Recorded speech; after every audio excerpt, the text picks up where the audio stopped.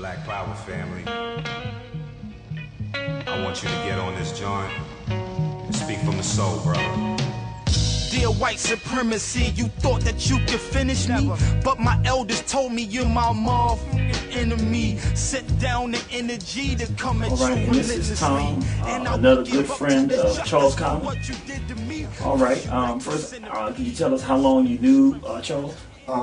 I knew Charles throughout high school, and I knew him a little bit back in middle school, but we went to different middle schools, but I'd say at the time that Charles and I got close was towards like our senior year of high school, and that's when we began hanging out. Like, he would sleep over my house every once in a while, and we became really close during that time, and up until the time that he passed. Okay, so you were friends with him from about real close, between junior high school all the way into his 7 we weeks were always college. friends before then, but we became pretty close. Now, did y'all play football together, or just was friends outside of that? No, we didn't. We were friends outside of that. Okay. I played basketball, and he was on the football team. Okay. Now, let me ask you this: what do you think happened? I mean, you knew him. Did you talk to him in those 7 weeks that he was in college? He would come back every once in a while to visit, but 6 days before he passed on a Sunday, and the Monday before, he was back in New Jersey, and I had no idea that he was back.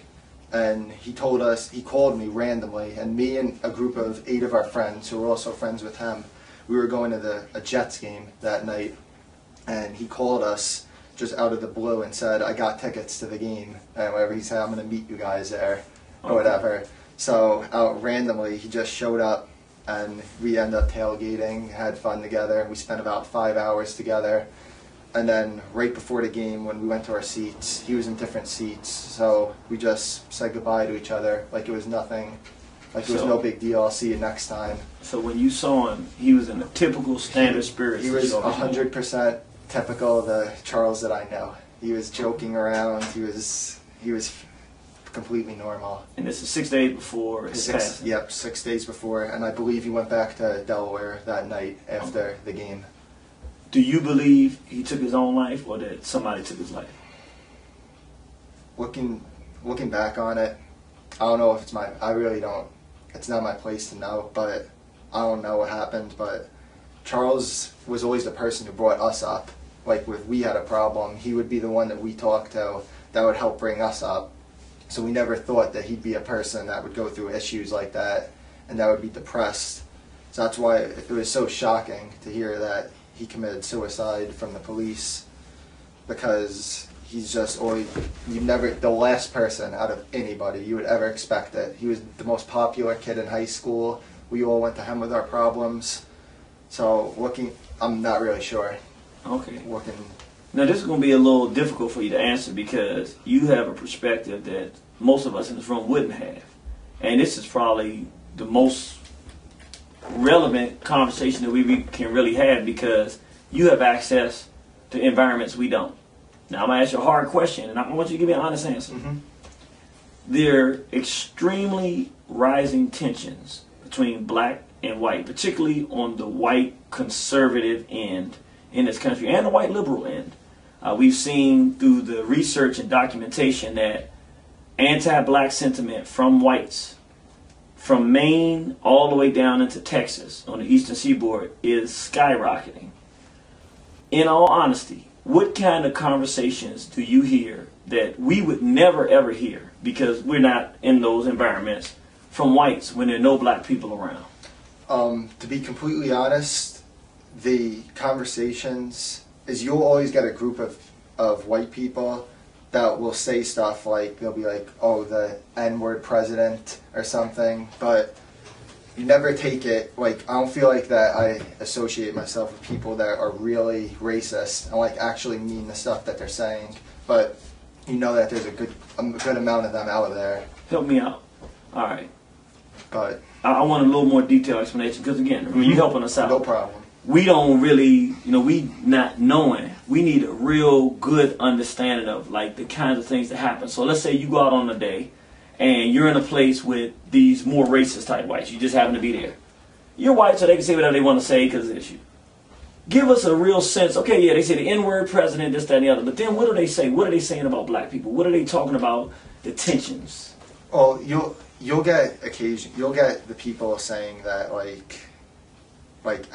you'll get the stereotypes towards African Americans and all that. Tell me what you say. The stereotypes. Like stereotypes, like African Americans, they rob people, like they're in the ghetto, all those stereotypes. But yeah, I really want to work this because I want us to be inside of a conversation of whites that are racist, not you, but the ones that are racist, when we're not around, so we can understand the climate. So they'll sit down, hey, this N-word president, all black people do is rob and steal, whatever kind of thing they say. You'll get stuff like that, but you'll never really get like anything that to the extreme, like I would want to kill an African American or something like that. Tell me what you do get. Don't tell me what you don't get. But you'll get stuff about the president.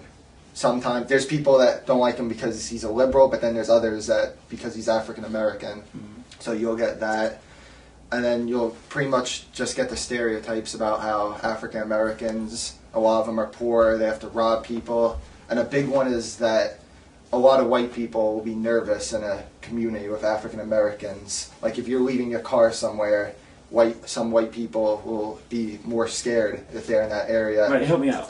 You're answering something different. You're telling me stereotypes. We know stereotypes. Yeah. I'm asking you, tell me what the conversation is like. Tell me, the guys, they're all sitting there, you in there, tell me what they're saying. It's pretty much bringing up the stereotypes. Talk to me. African Americans. You use the language. Talk to me. I mean, don't use the N-word, but, but I'm saying, yeah, these ends, they rob and tell me what's being said so we can understand the climate. If you go by a bad area or something, oh, well, that must be where all the ends are. Okay. Or so even without looking, they can see the cars or something there. Or there was a local robbery or whatever. It was probably an N. Something like that you'll get. Okay. So they're sitting and the TV's playing and say, a local robbery, somebody got robbed there before they even describe it. Or if it's described as an African American, somebody would be like, oh, typical. That's... Okay. What about saying stuff like, I wish there weren't African Americans in this country. I wish they can go on and get their own side, if they can move somewhere else. I hate being around them. I wish we had our... What kind of stuff like that? I really haven't heard that from the people that I associate myself with. What about other environments? Not people you associate yourself with, but just when you happen to go places and there's more people there. What other kind of things? I really don't hear that, but I'm pretty certain that it definitely goes on. There's a lot of people like that. But you say a lot. Help us out. Because again, you're somebody that obviously gets along with black people and everything like that. But not everybody does.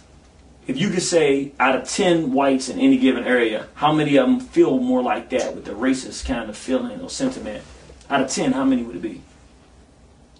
I would say about 2 out of every 10 that were really that actually racist. That are racist. Because there's some people that will kid around, but people that are actually racist towards African Americans and wouldn't want to be in the same area as them or something. Well, let's include the ones that kid around. So let's say people who kid around and say everything. Out of the 10, kid around, I'd say about half. Okay, so that's 5. That's half, and then another 2 that's really serious about what they mean. Like they real one or 2 that's seriously. Okay, so that's about 7 out of 10 that'll either say things or be very, very serious about the fact that they have anti-black sentiment. Do you hear, when you're around your black friends, do you ever hear anti-white sentiment? Yeah, but it's just like the occasional, like with Charles and I, we'd joke around. He'd say like, oh, you got a white style, and joke around with me, and then you joke back with them or whatever, but nothing really that serious when we're hanging out together, because we all get along in general. Okay. All right, well, we appreciate that. Anything you want to say in closing? Just in closing, I think it's very good what you guys are doing, that you're trying to get to the bottom of these cases. Or die as a slave. I send you back from whence you came because your mind's in the cave. I denounce your Nazism and your Zionist ways. I speak the truth through my words and what I jot on the page. Yeah, this cracker said I was laid off, then he broke out and he played golf.